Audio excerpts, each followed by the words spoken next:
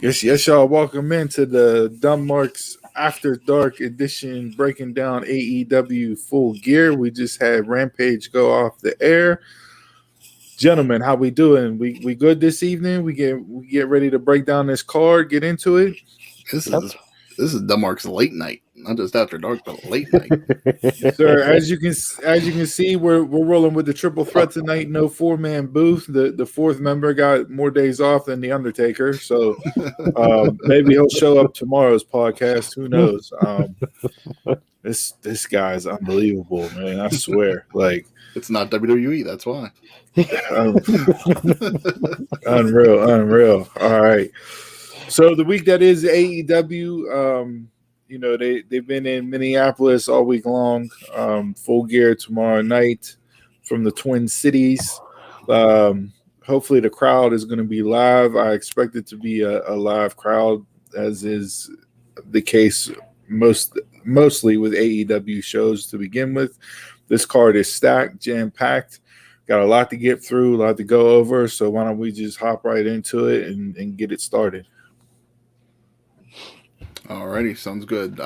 For this event, there's 10 matches total. So we'll start off with the buy-in. Woo! We got Nyla Rose and Jamie Hayter versus Hikaru Shida and Thunder Rosa.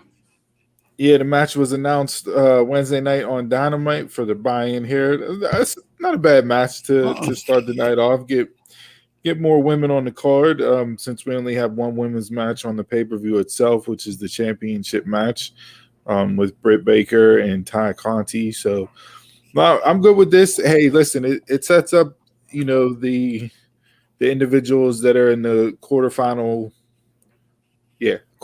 matches of the TBS title tournament. Nyla and Jamie on one side, and Shida and Rosa on the other side. Classic heel versus babyface here. What do you guys think going in for this match? I have Shida and Thunder Rosa winning this. I mean, you always start off the pay-per-view with faces winning, get the crowd jumping and everything. So Shida and Rose. I'm actually going on the flip side of it. It's the buy-in, it's the pre-show. So I'm going to go with Nyla Rose and Jamie Hayter. I'm thinking definitely Thunder Rosa is going to advance in this tournament. Not 100% sure about Shida at the moment, but with Thunder Rosa advancing, might as well give the other ones a win. Yeah, I'll be interested to see what Shida looks like. Haven't seen her since the beatdown that she got after the first round matchup with Serena Deeb. Maybe you can play more on that injury factor with the leg, with the knee, to have her, have to climb an even bigger mountain than the case would be whenever she faces Nyla at full strength. I like the fact that even though it is the pre-show and it's the kickoff, but there's interest, there's story here because it ties into the TBS title tournament. So it's not just a match that's thrown together and put out there just because. There's actually purpose behind having this match with the quarterfinal contestants going against each other here. So I like the continuity there.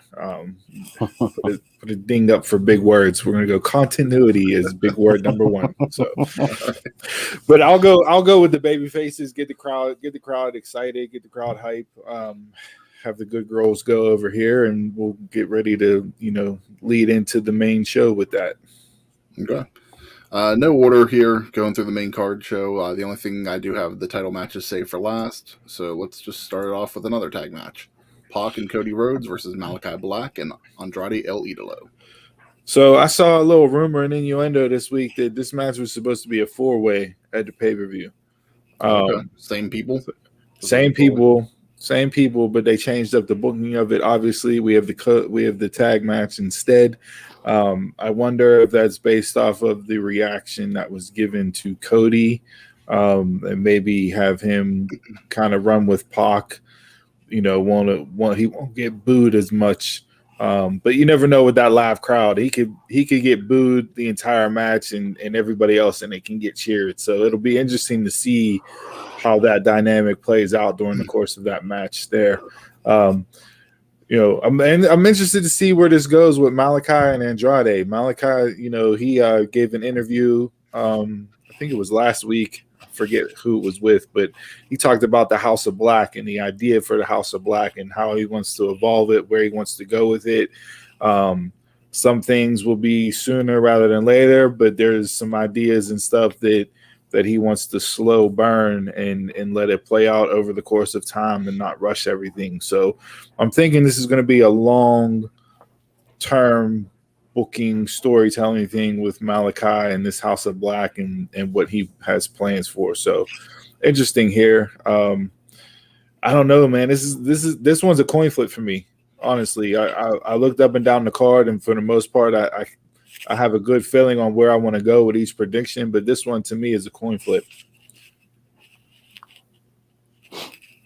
Oh, this is the big stage, so Triple C might be out tonight. He might be out, but no, I want Malachi and Andrade El Idolo to win this match. I agree. I think looking at this and booking wise, I don't think that we're wrapping up this story in any ways. I think this is just going to be a continuation. So I think Malachi Black and Andrade would be the better way to go. Maybe, with everything that's going on with Cody, maybe you feud Pac and Cody after this just to do something with him. I don't know. But the whole House of Black thing, I'm interested in seeing where they go with it. There's only so many factions I can care about in AEW, though. And they have to get something. They have to get something right. They build up the Pinnacle so much, and I just felt like the Pinnacle has fallen flat ever since, inception, basically. So hopefully this time around things will go better. But predictions for the match: Black and El Idolo. It's funny you said that about the factions because for a while there, everybody was complaining about there's too many factions. Why are there only factions being shown on TV? This and that. The faction portion kind of dies off for a little bit, and now you're saying that it was a waste to do it in the first place. It's just weird right now. Like you have the Pinnacle, FTR in the Pinnacle, and then you have FTR helping, House of Black out right now. Like so. Kind of teasing, like, are they going to be part of that? Well, he's well. We don't know if Andrade is a part of the House of Black, but yeah. I mean, Andrade has, as MJF said on Wednesday night, mucho dinero. So money talks, and money will get you things, and money got Andrade FTR. So Pinnacle's still around. I think they'll bring it back up. Listen, to me, and I've said this way back when AEW started, just because of the amount of time that the main players that started AEW spent in New Japan, and what's New Japan known for? Factions, right? So I don't think the factions are going to go anywhere. The storylines will ebb and flow with them being more front and center. We do have the Inner Circle against America Top Team. We'll break that down later on. So they'll be there. You'll get your fix from now and again. I like the fact that there are, even though they're not prominently like all walking out to the ring at the same time and everything else, but they still are giving, letting hey, the Pinnacle's still around. We're just off doing different things right now. So, but yeah, for me, does Cody lose on a pay-per-view? I don't know. Would him and Pac feuding after this wouldn't be bad, but that really doesn't make sense based off the story they've told so far. I don't know. I'm gonna go with an old dusty finish here, and I'll say the heels get over with some type of screwy finish. Shenanigans. All right, so you brought up the Inner Circle. We'll go into that match next. Inner Circle versus Men of the Year and American Top Team. Hopefully this is the end of this because I am so tired of this. This does nothing for me. This match, this feud, this storyline, it does nothing at all. I don't think you're going to get an argument out of any of us tonight on this. Yeah, I mean, to me, this was just a way to get all these guys in on the card just because you wanted to get all the guys in on the card. To me, this is a match that should have main evented a Dynamite instead of being on the pay-per-view.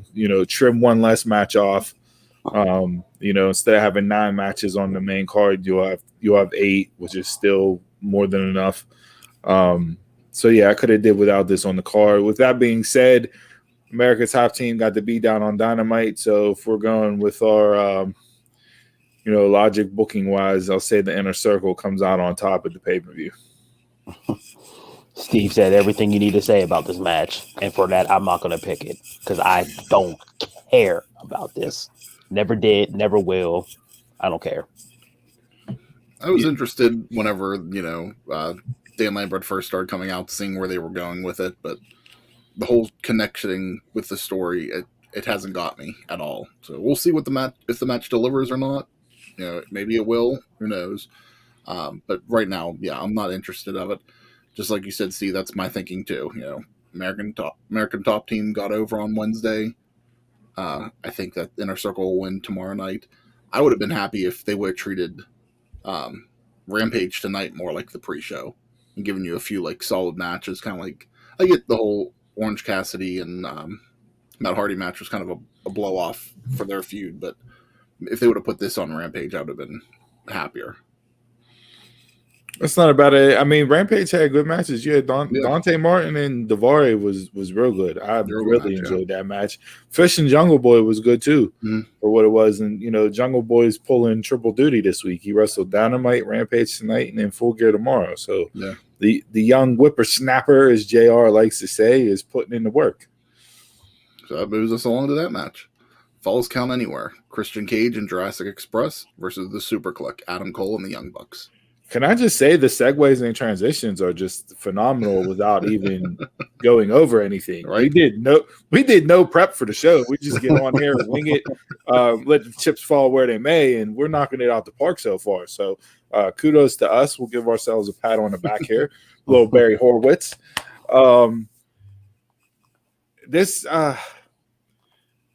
I was excited for this for a time, and then it kind of cooled off. They kind of wrote Christian off with an injury. He went off TNA, did his thing, dropped the belt there, came back. The good guys got the heat back, which was odd to see, the good guys doing a concerto and everything else. Like, it would have seemed like the rules were reversed whenever that happened. I don't know, man. This one, I don't know if you get a clean finish in this one either, just based off of the 6 men in it.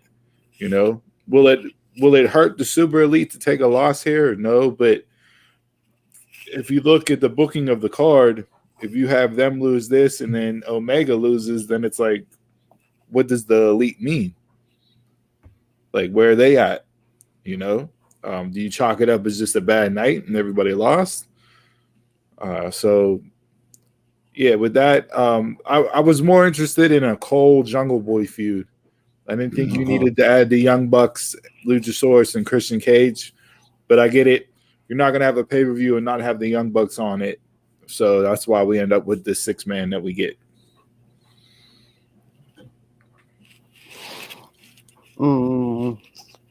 It's a toss-up with this. I'm really not sure which way I want to go with it. I'm leaning more towards this the Super Click more than anything, so I'll just say the Super Click. Yeah. No matter who loses here, it's not going to hurt them at all. So I could easily see something screwy happening in the Super Click getting over. Just tell the bad guys win one. I'm more interested with the ancillary stuff that they did Wednesday night and tonight with the Super Click than I am seeing this match. Like, you got the Bobby Fish run-in on Wednesday, and you got the promo backstage with him and Cole, acknowledging each other and that, and you had Matt dressed up as Triple H and him dropping the Undisputed in the era of the Super Elite, which was just classic Young Bucks doing what they do as far as dropping lines. And then tonight, you have Cole and Fish unite in the middle of the ring, get a hug in, and then they leave Bobby hung out to dry. But then backstage, you get the face-off between Cole and Hangman. So if you're thinking of people for Hangman to face if he beats Omega, like, you could have Miro, you could have Cole, you could have MJF. Like, I'm just thinking of 3 people off the top of my head right there. And then that'll be interested to see with this super click, with this whole is Owens going to leave? You have Mount Rushmore with the Young Bucks, Adam Cole, Kevin Owens. Kyle O'Reilly's contract is up in December. So you have O'Reilly come in and you have, Undisputed Era 2.0, whatever they would call themselves, against Omega and the Bucks, that 3 versus 3 there.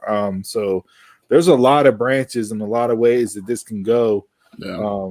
I'm more excited for that than the actual match itself. I think they'll kill it. I don't see this being a dud of a match. Like, I absolutely think this will be a banger for sure, given the 6 men that are in here.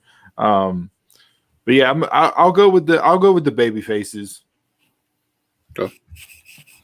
All right, moving on. We're gonna go into Darby Allin versus MJF.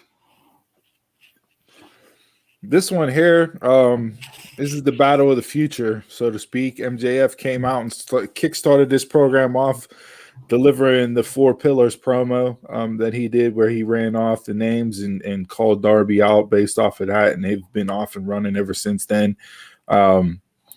Listen, for me, MJF gets the win here. Continue to build MJF up.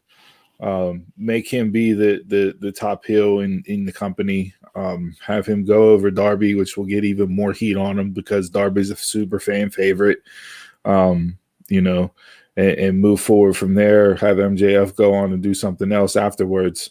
But yeah, I enjoyed the build to this. I thought the physicality they had, with the fight in the fans and the brawl, and that was good. It will be interested to see the styles go up against each other in this match, because they're drastically different. So, does Darby let his emotions, like MJF's been saying, get the best of him, and he tries one too many high risk moves, and that's how MJF pulls off a win? Does MJF resort to, your dirty heel tactics with, whether it's a low blow, a ring shot, Wardlow getting involved, something to where he picks up the win?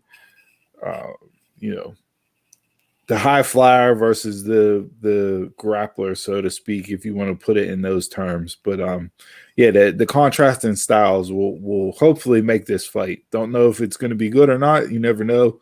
Whenever they're two opposite ends of the spectrum itself. But no, I'm interested to this as far as like I said, it's the battle of the future. These guys will be there, 10, 12 years from now, potentially. And that this could be a world title match 8 years from now. Yeah, I'm with Steve. MJF all the way on this. No need to kill his heat as a heel or anything like that. Just keep it building, keep it building, keep it building. I agree. I think this is another match that either person loses, it's not really going to hurt them, but it makes sense for MJF to continue on. I mean, and like if his promo work's been amazing during this. Yes. Yeah, phenomenal. I mean, it's what he does. Promo, yeah, it's what he does. But like, if you have Darby go over, then what are you planning to do with Darby? Mm-hmm. You know what I mean? Like, to me, if Darby picks up the win here, then you're elevating Darby up. Well, when you look at the TNT title, potentially the World Heavyweight title, like, you're looking at baby faces with both of those potentially. So I just don't see the timing or anything. Like, I don't see it being right for Darby, Chase the hill, take the loss, and then come back. Maybe you run this back again, and it continues on for another match instead of just a one-off here. So yeah, we'll see how it plays. I wouldn't mind seeing that. So we'll see after tomorrow night how it delivers. Right. All right, so we're gonna get into another brawl next. CM Punk versus Eddie Kingston. Oh baby. Oh, we're gonna disagree on this one. You bought in on this one, huh? Oh, come on, dude. How do you not buy into this? No, this is pro wrestling. This is pro wrestling of pro wrestling of pro wrestling. This had Jim Cornette standing up and applauding. So if you got Cornette applauding and he doesn't give AEW credit for shit, no. I mean, there's nothing else you can say. They, in a 2-week time span, these two have delivered, and this is the most anticipated match that I want to see on this card. based off of what they've done in 2 weeks. 2 weeks. You had an 8-minute ring in the ring face-off talking segment and a backstage parking lot, not even pull apart, but separation, where Eddie Kingston gives us a meme of all memes with him running, making the jailhouse break of it. Shout out to AEW for the continuity with Ruby being there, holding them back again, like she was, breaking up the fight on Wednesday when they were in the ring. And those two have history and stuff on the indies. So kudos to them for keeping, that going. I'm all in on this. This is the match I'm most invested for. Hangman and Omega has been the best long-term story. Because that's been probably since day one of the company or close to day one of the company. But this match, as far as me wanting to see it and what I'm most interested in, is absolutely this match. So who's winning? I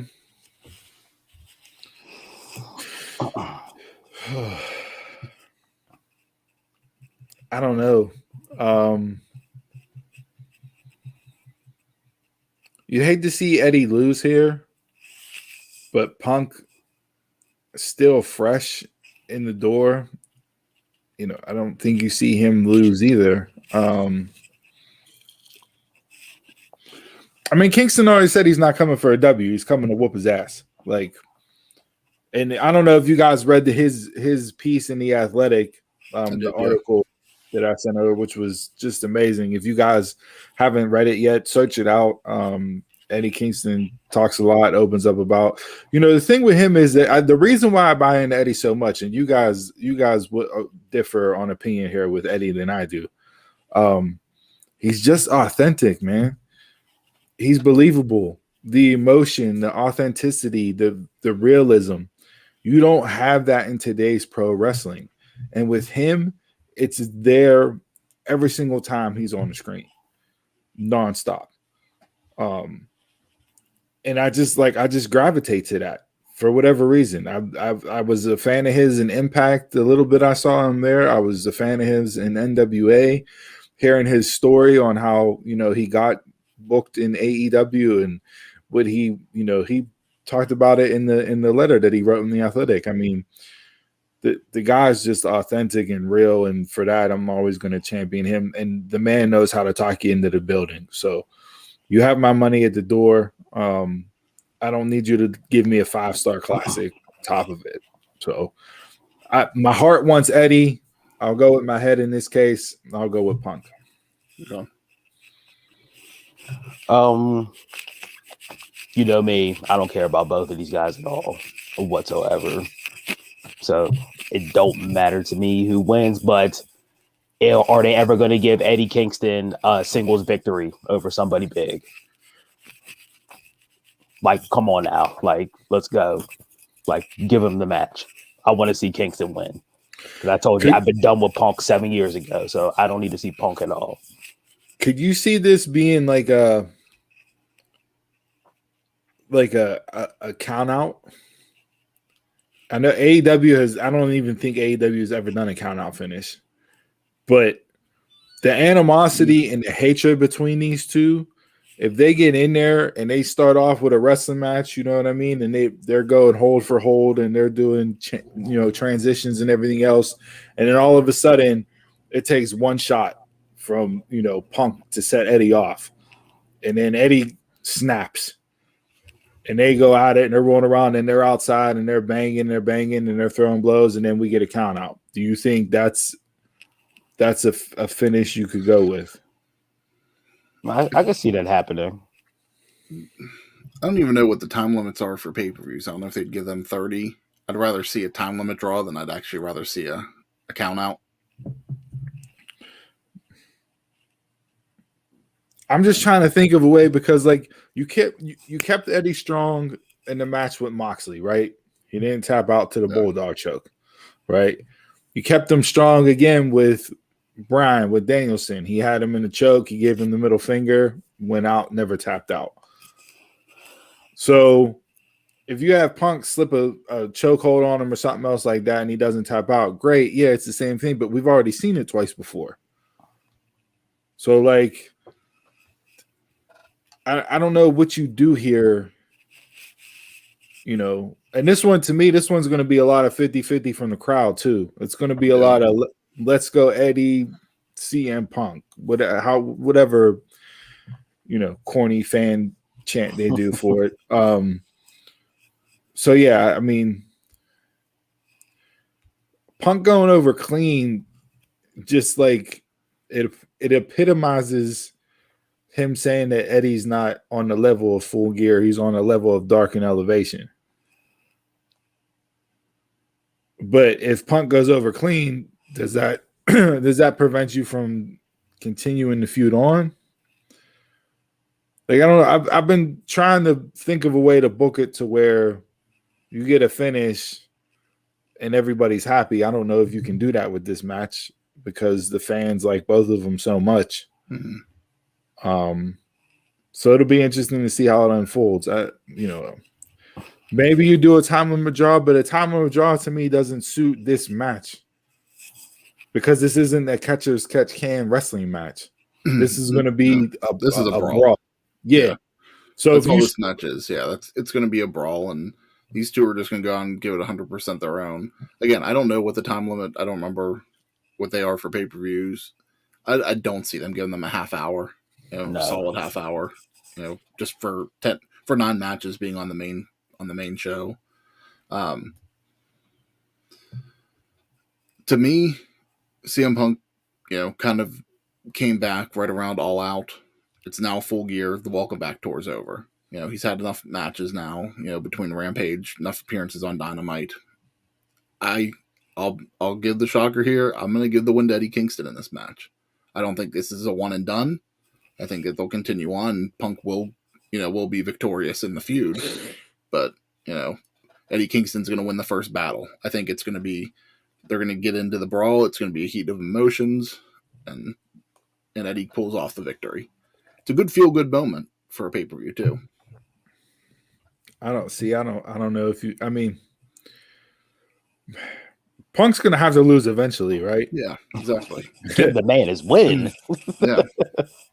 Yeah, I mean, yeah. I don't know. I'm really curious how they set this up and how they book this one. Like I said, this is the one that I'm most anticipated for. But yeah, we'll see how it plays out for sure. That'll bring us up to the Eliminator Tournament Final. Bryan Danielson versus Miro.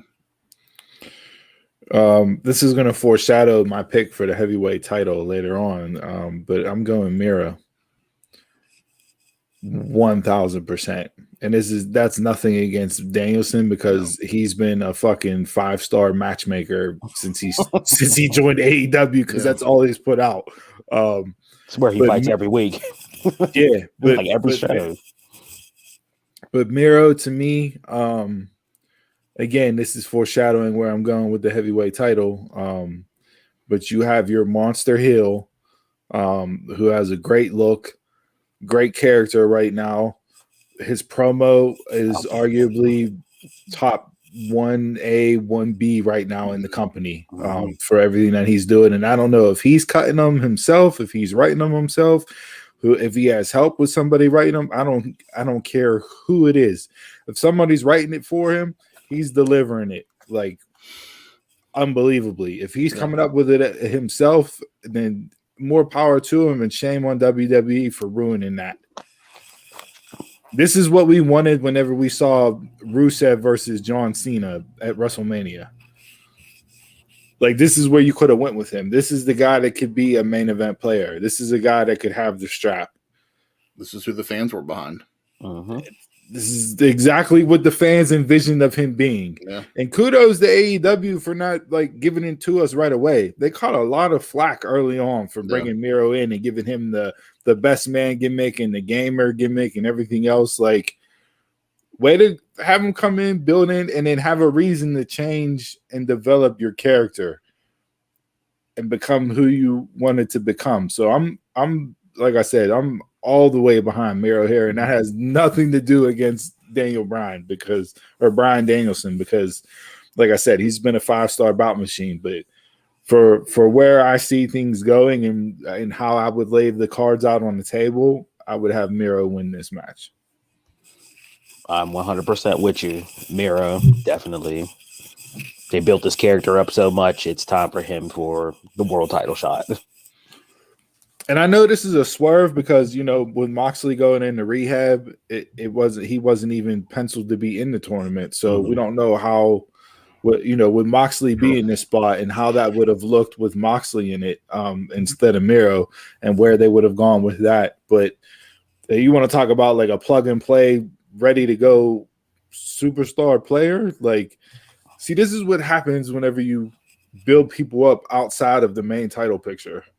Because you get into situations where somebody gets hurt, somebody is injured, somebody has personal issues happen, whatever the case may be, and you have somebody there that you can slide in.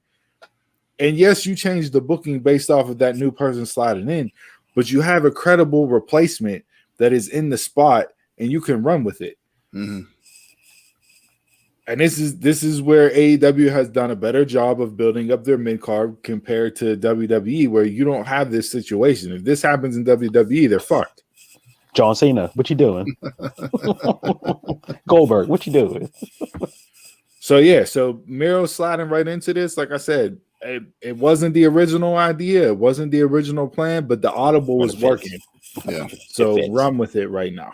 Yeah, I'm going with Miro too. I could easily see Bryan Danielson winning, but because AEW doesn't always do the traditional heel versus face matches, right. They don't mind doing face versus face, whatever.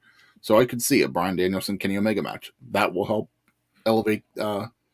Or I could easily see, Danielson versus Page, like that would help elevate Page down the road. But if you're gonna do somebody that has talent, like you said, is firing on all cylinders on the mic, got the look, monster heel. If you want to do a good face versus heel gimmick, I think Page and Miro will be a great run. And I think that would help put Page over as a champion. You could do more than one match with the two of them. Absolutely. Sometimes you need that heel to chase after the face, just to build the face up a little bit more. And Bully Ray and Dave LaGreca talked about this on Busted Open, where they said, it's time for AEW to settle in, and not throughout the entire show, but settle in and give us a good, solid multi-match feud storyline. Yeah. So where it's not just one and done. And I know they got guys that they can do one and done because the roster is deep right now and it's working, right? But at some point, you got to establish some more solid multi-match feuds and storylines, and I think this is a good one to sink your teeth into. And I'll fill in the rest of that later on whenever we get to the heavyweight title picture. Okay. First championship match we'll discuss: AEW World Tag Team Championship, Lucha Brothers versus FTR. I'm so looking forward to this match. FTR, to me, I've been beating their drum since NXT. They do not have a bad match, period. And you guys can hate on them all you want, but the way they do tag team pro wrestling, and Jason has tried making fun of me before on this show, but it don't matter. It's tag team wrestling to the 100th degree. So yeah, the dynamic here. I think they'll have a solid match like they always do between the four of them. I'm probably going with. Hey, Johnny. What's up, G? I'm probably going to pick this to be my match of the night. Okay. To get that out the way early instead of saving it for the end. But yeah, I'm probably going to go with this to be my match of the night. So yeah,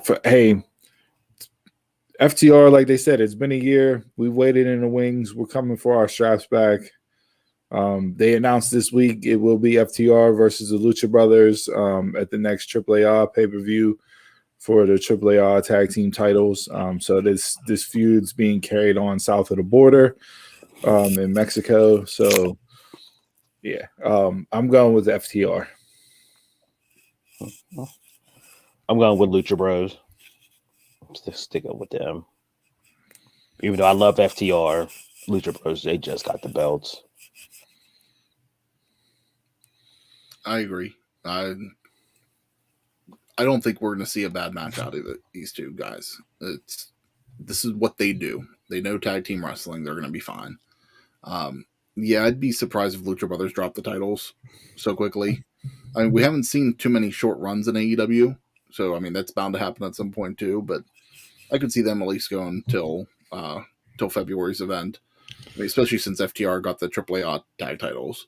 So I'm gonna go with Lucha Brothers. I think, and like you said, this could be a contender for match of the night. I'm not sure what my match of the night is because I think there's a few on here that could steal the show.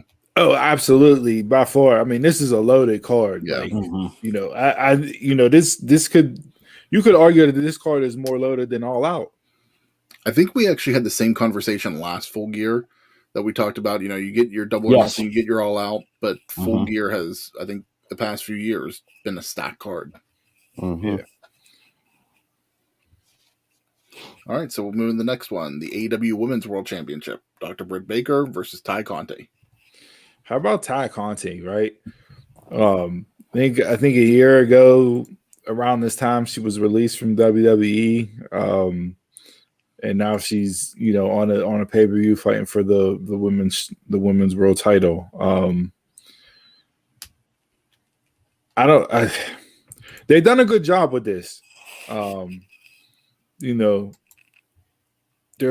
they hammered it home tonight on Rampage with the vignettes with the individuals talking about Ty and her background and everything else and how she's different than what Britt has faced before. There's true credibility there with Ty and her jiu-jitsu and mat game and everything else that could raise an eyebrow for Britt, but we all know the money is in Britt versus Rosa. Like that's where the money's at. They teased it a little bit in the 6-woman match on Wednesday night. They faced off briefly, but didn't really do too much with each other. So yeah, I mean, come on, we're a Pittsburgh-based podcast. Yinzers ain't going to go against the champion. It's Pittsburgh's only hope. So it's DMD, not DM done. So we'll go with Britt for me. Britt all the way. No way she's losing the title. That's safe for Thunder Rosa, like Steve said. Johnny says Britt's going over. No surprise. Yeah, We'll go 4 people. Britt's gonna win. I don't. Her time's not up yet. You know, I don't know when it's gonna be, but you know, maybe Double or Nothing next year. But yeah, she's got a nice run ahead of her. And I think this match will surprise people. Like I think some people are sleeping on Ty and what she can do. Oh man, she's a pro wrestler. Oh, I'm definitely not sleeping on Ty. She's good. Yeah. She's continued to elevate her game. Yeah. The more she's been in AEW, she's gotten better and better in the ring. So I think, you know, if you're going to use this, you know, as the old trope as the bathroom break match, then you're going to miss out on a good match. Oh, absolutely not. If Shida was still the champ, like over a year run right now, I'd be thinking that Ty's going to beat her for the title. You know, thinking that's time to move on. She'd get her run, but with Britt being so new with the championship still too, like she is the women's division right now. So let's head into the main event: AEW World Championship champion Kenny Omega versus Hangman Adam Page. Long-term storytelling. We don't get it enough. Right? This is 2 years in the making. And I know the IWC had a great field day and run with Bully Ray's comments. But if you listen to Busted Open and you actually listen to what Bully Ray said and not just took the clickbait from the headline that they put out there, wasn't that Bully Ray said that it wasn't Hangman's time. He was just given a different way to book it. And to me, what he said, it has plausibility to it. There's no reason why you couldn't do it the way he brought it up as another way to do it. We all thought Hangman's time was it all out, based off of what they did and they ran it and everything else. I said Hangman wasn't going to come back until AEW's in his home in Virginia. Obviously, they brought him back here to get the match at Full Gear. Hangman will be the first person to kick out of a one-winged angel. Okay. I'm calling that now. And he'll also be the person to win this match and become the new AEW heavyweight champion. So you get the pop from the crowd, everybody chanting cowboy shit. They're going nuts. Hangman celebrating. And then Miro comes out and absolutely lays him out and destroys him. Snatches all those good emotions and vibes that are running through that arena, take it all away from him. And they go off the air with Miro standing over Hangman, just looking at him. And then he looks up at his god and they go to black. And that's how you end the pay-per-view. I differ. Not by much, but I'm going to differ slightly because they're in Virginia this Wednesday. You give Hangman his credit tomorrow night. Then you go to Wednesday night and you get the celebration and you even hit home more Miro's the heel, having destroy Hangman in his own hometown. And that's where he stands over him. Now, Bully brought up the fact that, and this was his whole point, was the fact that you have Hangman lose at Full Gear, and you have him win in Virginia. Yeah. You want to get the babyface over even more than what he already would be. You have him win in his hometown, Sure. a la Kurt Angle winning at the Civic Arena back in the day. And all the family and everything else going in the ring, you have him win there, the place would go bananas. The roof would blow off. You have Hangman walking, you just see Hangman after he wins, he's going all through the crowd. And everybody in Virginia is touching the title and everything else. And Hangman makes his rounds and everything else. COVID. Yeah.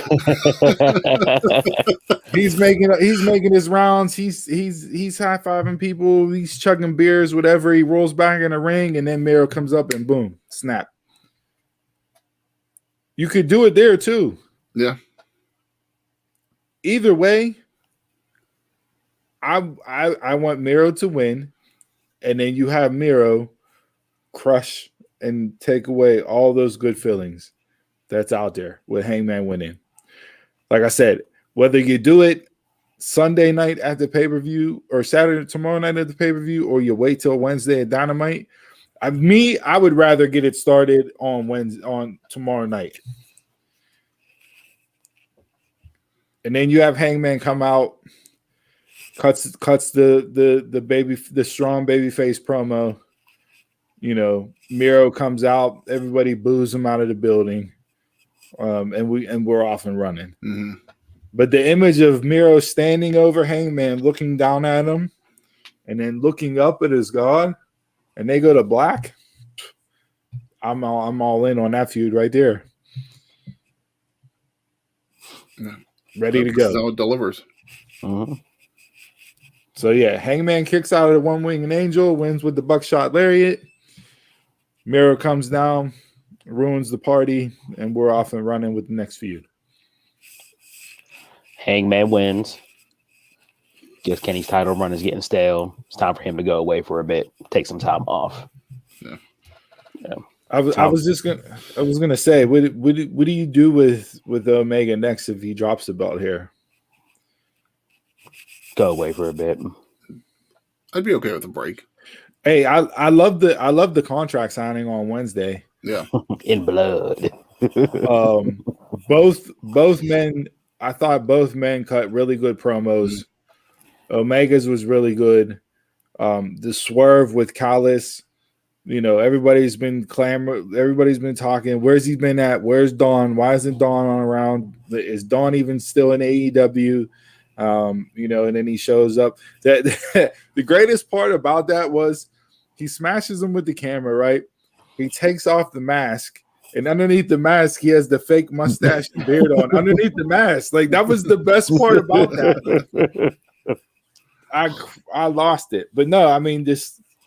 You gave the baby faces heat by doing what they did. Signing the contract in blood and that. But I'm in on this. Like I said, this has been the best long-term storytelling that I've seen any company do in a really long time. And Hangman is definitely the one to be the person to take the strap off of Omega. No. It was there once he won the belt. Like that was the one that I said instantaneously, like, oh, Hangman's gonna get the gold next. Yeah. Because the story wrote itself. Just from the beginning of whenever they started, Hangman has been in the title picture since day one. And I just think, you knew they were building up to him at some point. I mean, life happened and unfortunately had to take a little bit of break while his family, had a baby and was away, about 8 weeks. So, I mean, little break there interrupted everything, but he's so over with the crowd, it doesn't matter.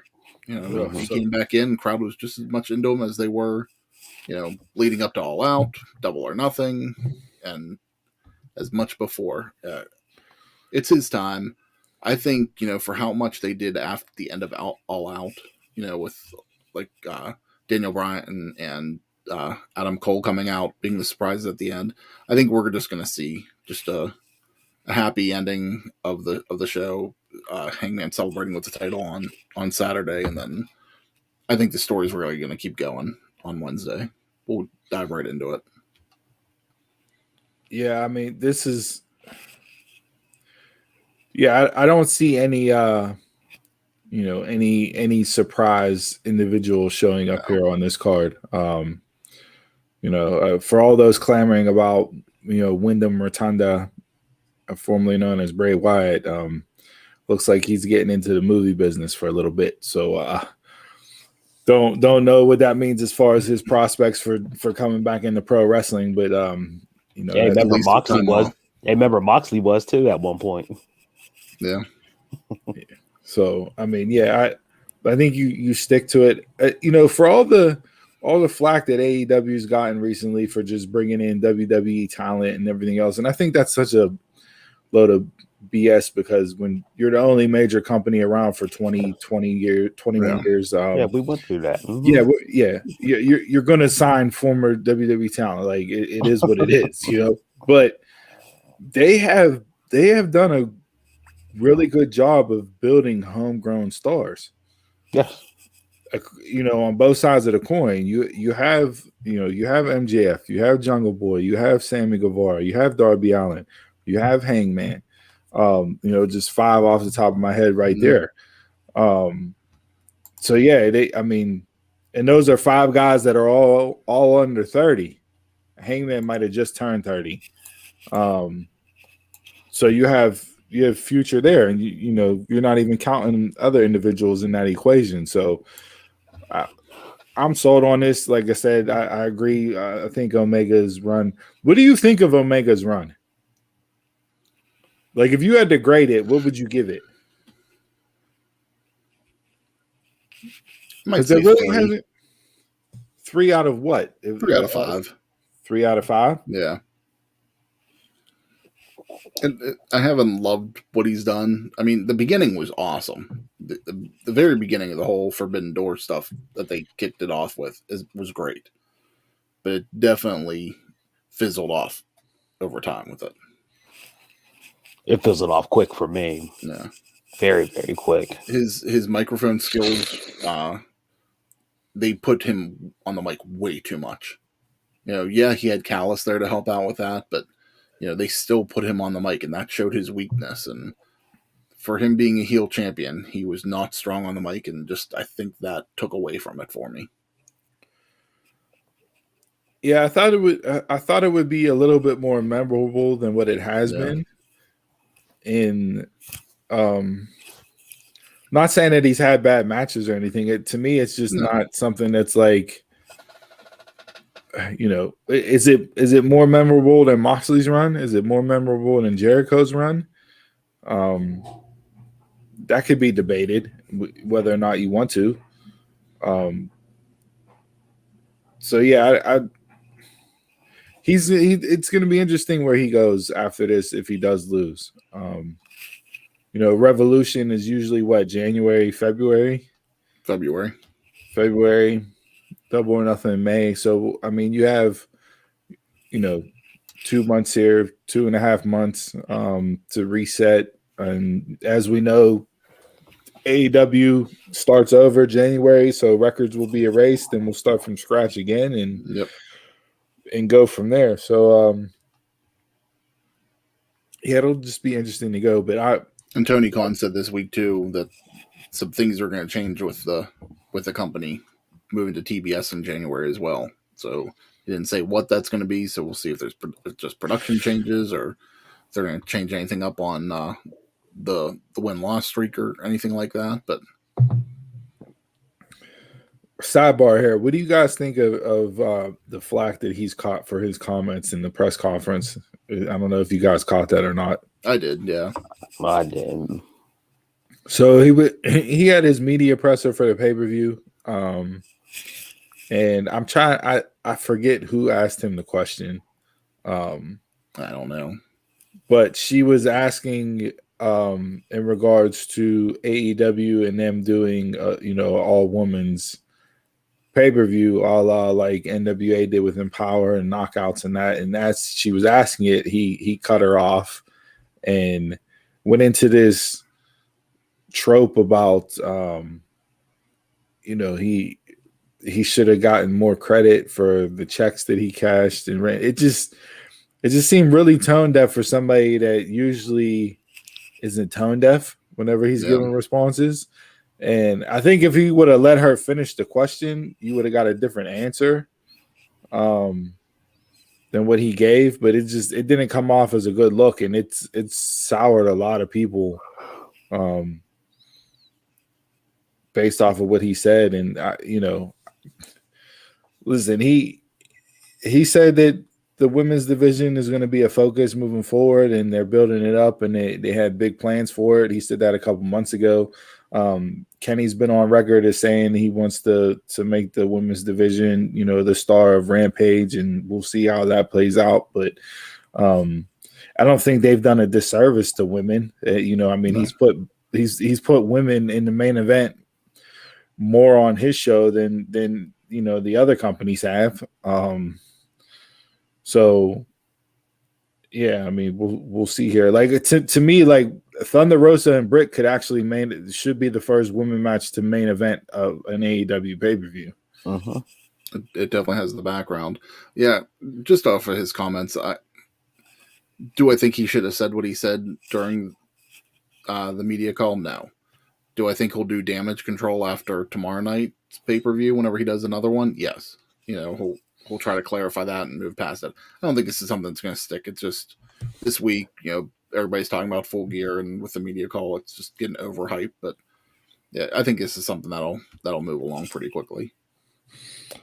All right, so I gave my match of the night earlier. I said it was going to be FTR versus the Lucha Brothers. I feel that the a la FTR DYI or FTR and Alpha Academy, however you want to go, that stole the show for those takeovers. I think they put on a performance here that steals the show tonight. Although there's more than there's 9 matches on this card. I think you could look at 4, maybe 5 that could legitimately be show stealers for match of the night. So that's my pick. What do you guys have as your match of the night? I'm going to go with Brian and Miro. Some good ground, some good ground technical wrestling. I'm cool with that. Both of your matches and add CM Punk and Eddie Kingston. Those are the 3 that I keep going back and forth on. I would love to see Omega and Page be match of the night, but I mean, I've talked about this before. I just don't. Many times, main events just do not, deliver.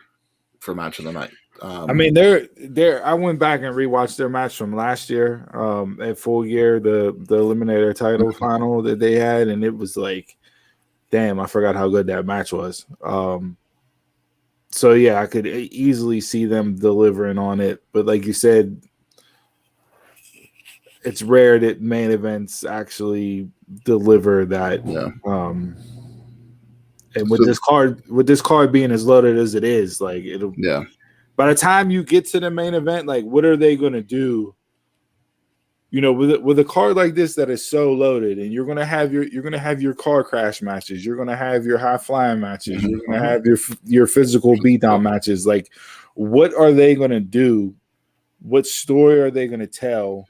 How are they gonna get the crowd into it and get them back? But when you're talking about them maybe not going on until like 11:15, 11:10, and wrestling 30-35 minutes. Yeah. You guys got the tag title. Steve, you got the tag title match. Donald, you have the Eliminator. I'll go with CM Punk and Eddie Kingston. I think any of those three are going to deliver, so just round it out. Oh, wow. Look at you picking an Eddie Kingston match for match of the night from the guy that says, I don't care about Eddie Kingston in the ring. This is amazing. I'm hoping it is exactly what we said it was going to be. It's going to be a brawl. It's not going to be a wrestling match. It's going to be a brawl. That's what I'm hoping that delivers. Yeah, I know we didn't talk about the in-ring promo that they had last week on the show, but man, I've watched that a few times. I've watched that probably 15 or 20 times, and each time it's just like it's real, it's authentic. The animosity is there, like you could tell that they don't like each other. It's been 15 years in the making. Some of the stuff that was being said was legit shoot. Other stuff was part of the work, and that's where wrestling becomes this beautiful thing that we all love. Is whenever you weave the real life in with the I don't want to say the F word, but you know what I'm saying? Like you don't you blur the line of wrestling. You make money. Yeah. That's when it's at its best. Yep. Yeah, and Shivani was on his podcast with Conrad, and he was like, I was in the go position backstage, and like I'm watching it, and I look over, and he's like, I can't remember if it was Tony Khan or Dean Malenko, but he's like, man, this is good shit that we're watching right now, like really good, and he said Eddie came in the back and was like, how was it? And Shivani looked at him, and he goes, that was great fucking shit. And Eddie was like, coming from you, I know we did a good job. And he said words to Punk, but he had people in the back coming up to him like, yo, were they is that a shoot? Like, so when you got the boys in the back not knowing, then you've hit the segment out of the park. Yep. And it was good to see Punk be uncomfortable. Like you said, he's come back, and it's been the a la CM Punk tour and the fanfare and the love and the happiness and the smiles and everything else. Eddie put him in a position that not made him uncomfortable, but took him out of that just love fest that he's been having. It's like, no, hey, listen, right now it's real. We're in between these ropes. We're facing, like, it's go time. It's me and you right now. I'm talking to you man to man, face to face. I'm looking you right in your eye and saying, nobody wants you here. It was just tremendous. So yeah, when you have the boys confused and you have Cornette touting it off and applauding and saying there was nothing else that could have been done better, it was so. It's exactly why I say this isn't going to be done. There's money to be had in this feud, and it's not a one and done. So and this is why I wish tomorrow night and move on with it. This is why I wish Jason Taker would have been on the show tonight, because I wanted to hear his take. He probably hasn't even watched it. No, it wasn't just a match, so I don't care. It wasn't just a match. I don't care. Like, come on, dude. That's what pro wrestling is. That's what got all of us hooked. I didn't get hooked from watching a Hurricane Rana, or you know what I mean. Like, you got hooked from the stories that were told, and that's just that had it had me hook, line, and sinker from the moment they announced that it was going to happen on Dynamite. I was like, oh, this is going to be must see. Mm.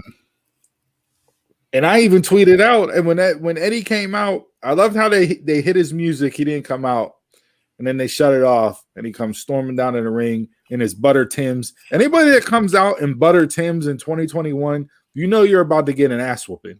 Okay, nobody has worn Timbs since '96. All right, and this dude's still rocking them.